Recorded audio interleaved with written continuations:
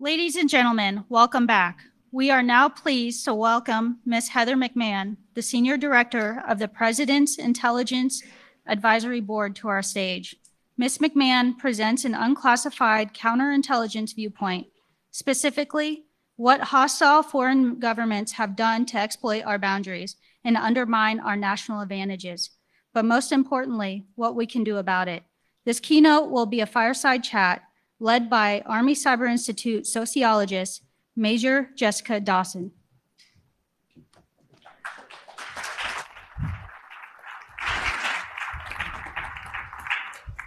Good morning, Heather.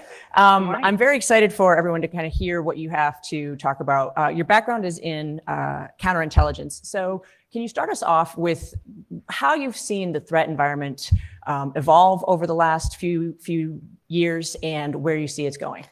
Absolutely. Thank you. First of all, I'm very, very happy to be here with all of you. So thank you for giving me the opportunity. I think the risks that we're facing in this domain, and certainly in the cyber domain, but also in the human domain and the economic domain, really are important to discuss as much as possible in a public forum, and that we can't possibly over-communicate about these risks and threats. Principally, what's changed over the last maybe 4 years is that finally there's a growing understanding that some of our vulnerabilities in cyberspace, in the supply chain, and in the human domain do have a real cost and impact. General McMaster is famous for many reasons, but also for saying that there's two ways that adversaries can attack us: unsuccessfully or asymmetrically. And clearly we've seen that adversaries such as the Chinese Communist Party, the governments of Russia, Iran, and others have certainly exploited us at the asymmetric level and found those boundaries and seams that exist between our partnerships, between our private-public partnerships, between our allies and partners around the world, and also within our own government and democracy to kind of exploit our inability to collectively bring our power to bear. I think the few important things that have happened is, one, we can talk about this threat now. We understand that intellectual property theft, which is one vehicle that I'll use to describe this risk to the audience because it's very visceral and there's a lot of evidence on this. Intellectual property theft has cost the United States and other democracies dearly over actual decades. Denny Blair and other former DNIs, the IP Commission, and others have valued the loss of intellectual property transfer sponsored by the Chinese Communist Party at between $225 billion to $600 billion a year. That's a staggering amount, and it didn't happen. It did not happen in a vacuum. Can you back up to the original slide? There we go. And at the same time as we've had adversaries identify these asymmetric risks and exploit them against us, we've had the transformative nature of technology, which has allowed us to have the military, economic, and technological advantages. This technology, as you in this audience very well know, is dual use in nature. Here's a semi-recent Washington Post political cartoon kind of describing, making light of this situation, perhaps gallows humor, but I think it's very apt. Here you have a person saying that, my Chinese clock is spying on me, my Chinese, other equipment has noticed us talking about this, and Facebook is exploiting our predicament, and we're under attack by our other, Chinese electronic equipment. I mean, this is making light of the situation, but how much different is that from actual reality at this point? We have knowingly inserted this technology in our lives, in our business processes, in our governments, even in our homes, without a full thought of the dual nature of that foundational technology, which, yes, allows us to bring immense power, intellect, logistics, everything to bear at a particular time and space. But a savvy adversary can look at that the other way and oppose us asymmetrically in ways that are difficult to attribute, that are cheap and easy for them to do comparatively versus all of the embedded infrastructure and effort and all the investment that we've made to make these technological advances possible to begin with. So one of the things that you mentioned is the amount of loss that we've had from the intellectual property. How is that actually part of this asymmetric threat? What is the real impact of them just gaining access to, how to build the latest widget? So, I mean, it's much broader than each individual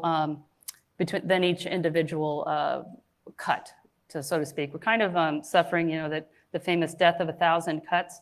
But I think China is not the only adversary here, but they really are the strongest one, and they're the best at practicing a whole of society, whole of government approach towards eroding our Western economic, military, and technological advantages. So it's important to talk about them. First, they've started with a strategy. If this slide is up. If you back up, yep, there we go. So here's, this slide depicts, that, hey, they have had a long-term strategy, and this is not a mystery. They publish it openly. You can read the Made in China 2025 plan. It outlines which technologies they intend to be key at, and they undertake blended attacks in order to use their whole of society, whole of government efforts to achieve their aims. And their aims are principally to transplant these Western companies, including our own, and replace them with their domestic control supply and export their ideology and their ideas on censorship and all of these other very intimate to everyone's lives throughout the globe, can be exported through the technology and the ways that they choose to leverage it and use their influence. So one, they started with a strategy. Read the Made in China 2025 plans, read all the other plans that come out after that. The Belt and Road Initiative is another great example of them being able to leverage a very, very hefty economic investment that has dual use. Yes, does it bring new facilities and new utilities, et cetera, to some underserved areas of the world? Absolutely. But it also affords an information environment that favors the Chinese Communist Party and disfavors free and open societies and democracies such as our own. So when we talk about this idea of free and open societies, one of the strengths that China has is that it can leverage, it really is leveraging a whole of government, whole of society approach right now. How do we compete with that when we don't have that vertical integration from private sector to public? So how do we get the private sector to think about these things in terms of risk and get government to provide some oversight and some assistance when we are dealing with things like intellectual property theft and that sort of? Yeah, I think part of the problem has been to this point that we haven't communicated enough about what our risks are and what the threats are. When you look at the way that we have been working in the war on terror and the way the intelligence community has really been focused on intelligence and law enforcement on sharing information that pertains to risks and threats. We have not yet done that to the level that we need to on the front of protecting our critical technologies and intellectual properties. There are some great steps that are being taken at that issue, and we can't possibly do enough in those areas. It is an interesting, the way that this economic problem or this problem shows itself from the economic venue is that we have optimized, to support the Defense Department in the intelligence community. We have mostly prioritize how we would support the intelligence community in actions abroad in a combat zone. We haven't applied that thinking to what are the impacts of the supply chain? Can we trust all of our products? How should we be looking at the supply chain differently? And what measures should we put in place around our supply chains that should guide our economic decisions? And what are the things that we allow in our wires so that we know that we can trust it? Those are many of the things that we are just beginning to partner on with the private sector and also across departments and agencies inside the government. It's a very sort of a new field for the intelligence and counterintelligence discipline to be sharing that information, but we can't possibly share that information broadly enough in order to turn the tides on this problem. So a lot of folks, eyes kind of glaze over when we start talking about supply chain and logistics, Yeah. and everybody knows that, the professionals talk logistics. But what are some specific examples when we talk about securing the supply chain from an intelligence perspective and cybersecurity perspective? What are some examples of areas that you think that people in this audience could really kind of sink their teeth into and like specifically kind of conceptualize this? So absolutely, and I'll out myself. 5 years ago, I thought supply chain was boring. I was a counterintelligence professional who thought supply chain was boring. And so I can admit that, and that was a big problem. Supply chain is not boring. Supply chain is what people do. And you should look at it more broadly than just, are we gonna bring in this widget from somewhere? Where is it from? Who made this? It's more broadly than just that. It's who designed the widget, who does the software upgrades to it, which parts of this end item are built by a foreign adversary state-owned enterprise, and do we think there's a problem with us getting those particular widgets from, let's say, a Chinese state-owned enterprise during a time of conflict? And if we do get it, should we trust it? The complexity that a lot of the technology that we've built makes it very difficult to predict where the vulnerability might be, but what you could predict is that there is a vulnerability. And if you look at all of these things together more broadly, I'm sorry, I talked about widgets, but you also have to talk about the people and the services that would access that facility. So supply chain is so much more than just stuff.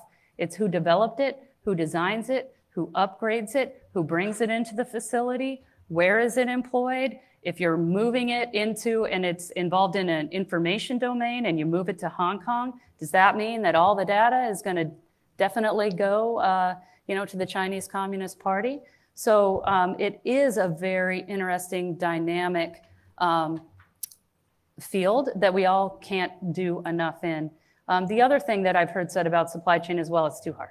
It's too hard, the supply chains are too, imagine a giant octopus with 1,000 tendrils always moving because vendors change and all of that. But the thing here is that this is observable. You can see where these purchases are made at individual times. And there is publicly available information or information available to those who would avail themselves of looking at it that would point to the trustworthiness of the individual suppliers. And not just their personal trustworthiness, but what rules are they subjected to, particularly if they're operating in an adversarial nation.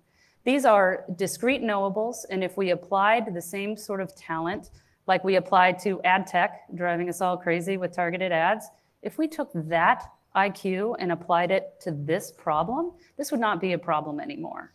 And that's the good news, because I think there is a growing field that the government is beginning to help seed along the way of private sector companies who are going to move into this field and be able to provide to the government faster, to government decision makers, where the most risk is along the supply chain so that they can actually get around to doing something about it rather than fretting and hand-wringing.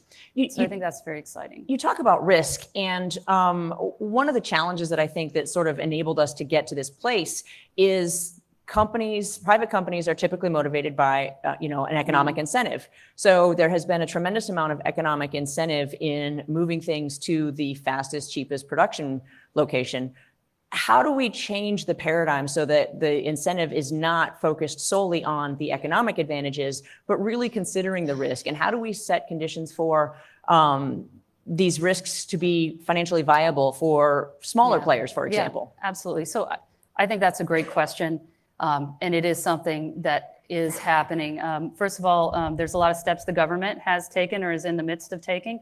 One is that security is now a allowable cost in contracting. So that is slowly working its way through the system. And some of the costs of doing your security monitoring or purchasing items in the supply chain that would be cheaper if you bought the Chinese state-owned enterprise product, but more reliable if you didn't, a little more expensive, those costs are going to be factored in much better.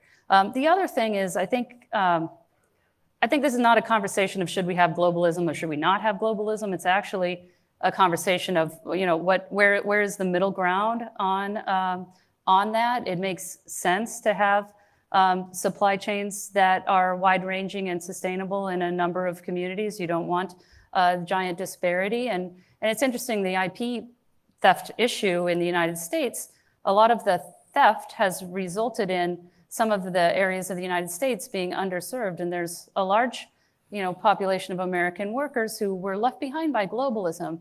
So now that this is going to be an allowable cost, and others would make the argument that there's some unvalued risk in the system that maybe folks haven't realized that they're undercutting themselves yet by doing partnerships with Chinese state-owned enterprises who are going to steal your IP, build your successor company, and then take a loss leader on the product to knock you out of the market.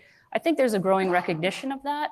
So I think we have an opportunity here, hopefully not to change the supply chain as a whip shot that industry hates for a lot of reasons, is very disruptive. But we have an opportunity here to help grow and foment through policy, through public understanding, through better private public partnerships. We're going to be able to grow the supply chain in different ways domestically and in other democracies that we choose to be allies with. That's going to benefit. It's going to benefit humankind, actually. So when you look at China, one of the things I thought was fascinating in our lead-up conversations was kind of this way that China has really got this long-term strategy. Talk about where you think when you look at their acquisition strategy, how can we apply countering that acquisition strategy with tackling some of the consequences that we've seen from globalism? Yeah, so there's a lot of things we can do. One, understand the threat. If you go back to their strategies, you can read them. They publish them open source. By the way, they also published the National Security Act of 2017 that every Chinese individual and company would support and promote the Chinese Communist Party's intelligence objectives, to include sharing your data and any of those things. I mean, they're compelled to comply. So one, understanding those things are important to turning the conversation around. But the other thing is, if you're a company and involved in a technology or a research lab, and you're involved in developing one of the technologies that's on a China 2025, 2030 plan, you will be targeted for IP theft. And this is observable. So you can take steps to make that harder. You can choose who you partner your research on more carefully. You can establish controls and parameters around that. You can use the savvy use of encryption.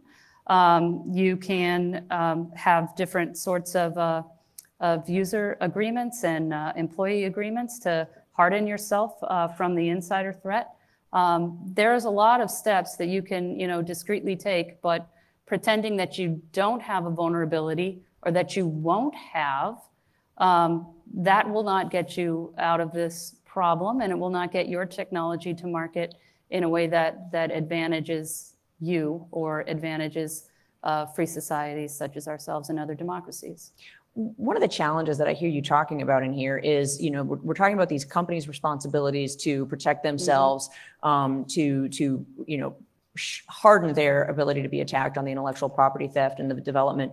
But where are the boundaries? One of the things that you hear people talking about these days is, this idea that we're all global citizens and that national boundaries don't matter anymore and we should do away with them. How do we convince companies that there are national interests at play and incentivize them to be aware of those, but also that government has an obligation, or maybe it doesn't? How do you feel about government having an obligation to help protect companies that are doing work that may be vulnerable? So I think there's definitely some carrots and sticks, that can be used to improve this, but definitely the private sector is waking up to this issue. I think, to treat them all as one group, that, maybe the tech sector doesn't understand this. That's absolutely not true. Every organization, every individual is different, but by and large, the tech sector understands a lot about this. And, also fortunately for us, some of the ways that the Chinese Communist Party has been advancing their interests, we have bipartisan agreement that these sort of things are wrong. Kind of the overstep with trying to censor the NBA, is one example. And just the mere fact that you have Hollywood entities, Judd Apatow recently tweeted about this. There are others, the South Park program. South Park, makes fun of doing business with China, does a pretty good job of bringing some humor into it, but also stating, a lot of fact. Just that there is discussion on this topic from multiple political ideologies and multiple industries and other interest groups, I think is very important. I think earlier we were talking about the Uyghur groups in China, and I think they bring up an interesting point because the Chinese Communist Party in this case is employing technologies, partly some that we built in Western societies, and they're able to use that technology to limit individual freedoms, freedom of religion, freedom of assembly, how you would culturally raise your children even in the home. They're able to use these technologies for bad. And I think there's a lot of international agreement that that is not the way that most of us, want to go.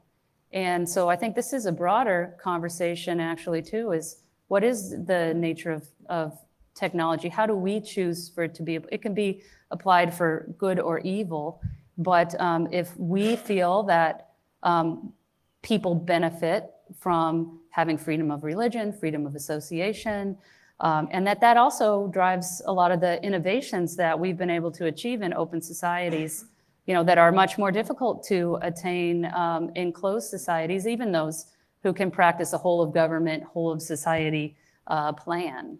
So how does, so people tend to kind of think of this as, oh, this is China's problem. This isn't something that impacts us. But the NBA situation really sort of brought this to the forefront in a lot of ways because it was something that people were finally talking about.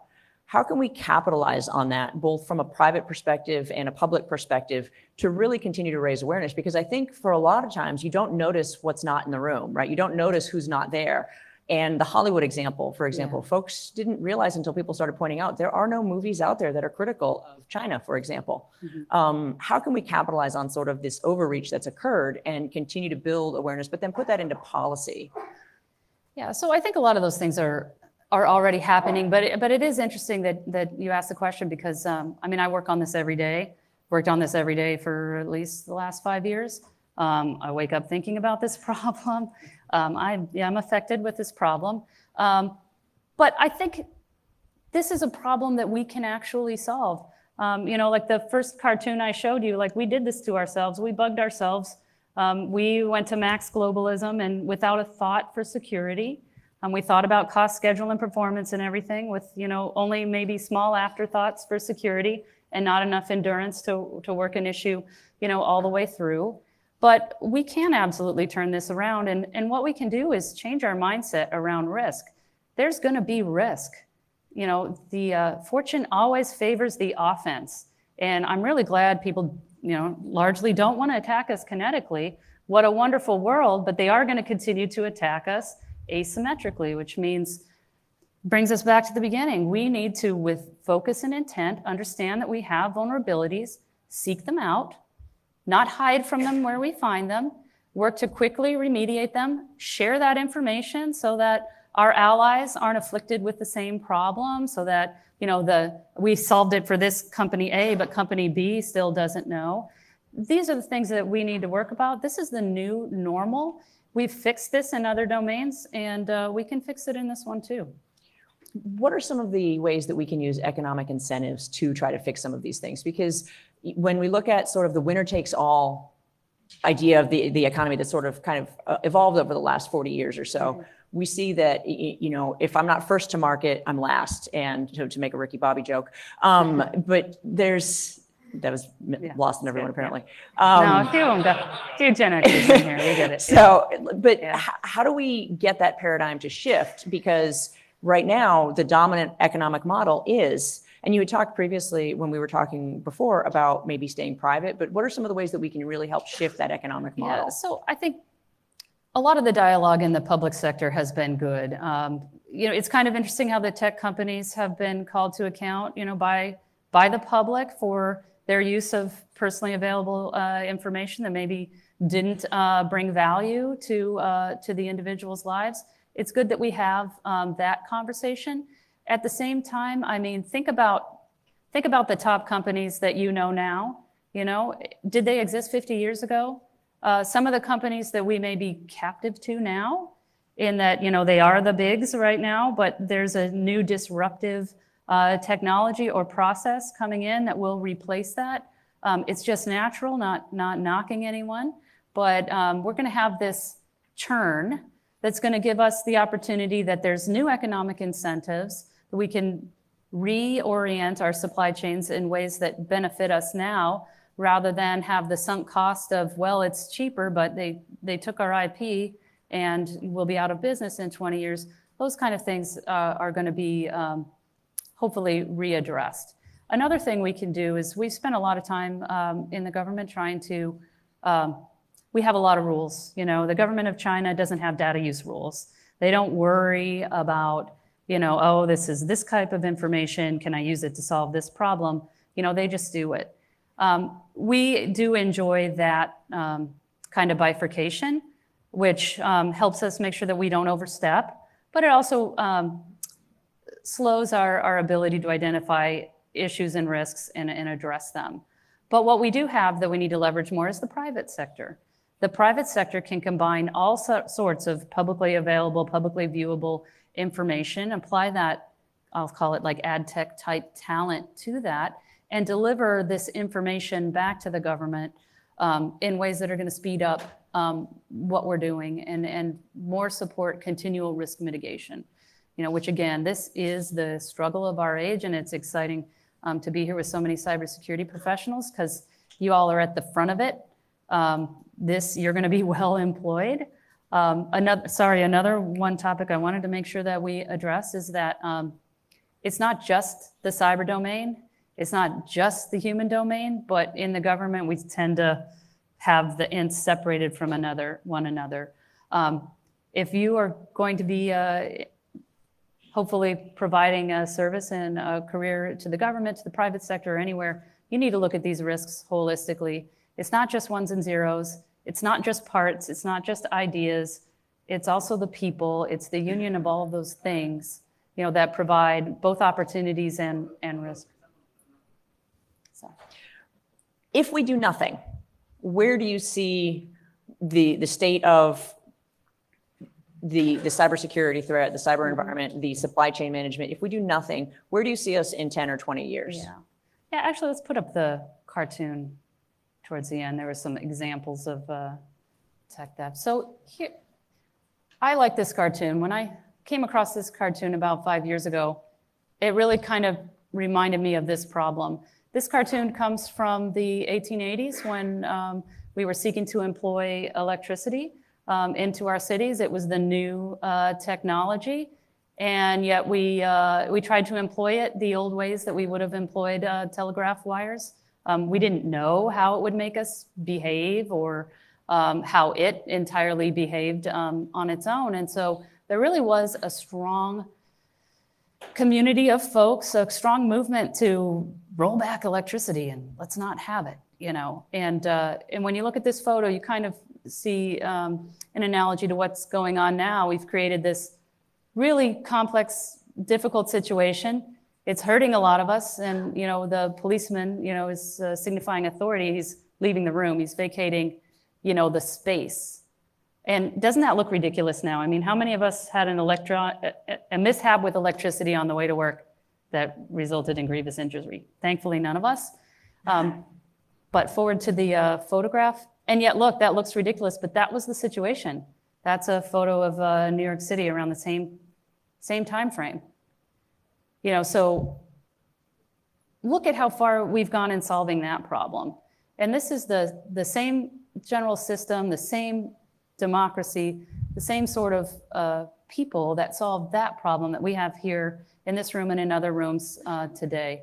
So we absolutely can overcome this problem and make this current tech transfer, cybersecurity risk, supply chain risk issue, we can make that look ridiculous. But to your point, if we don't, then technology will more aid the causes of tyranny and oppression than it will aid free market and democracies. And that's the choice, that we get to make. So we've only got a couple of minutes left. If you were to make some recommendations of what can we take out of this,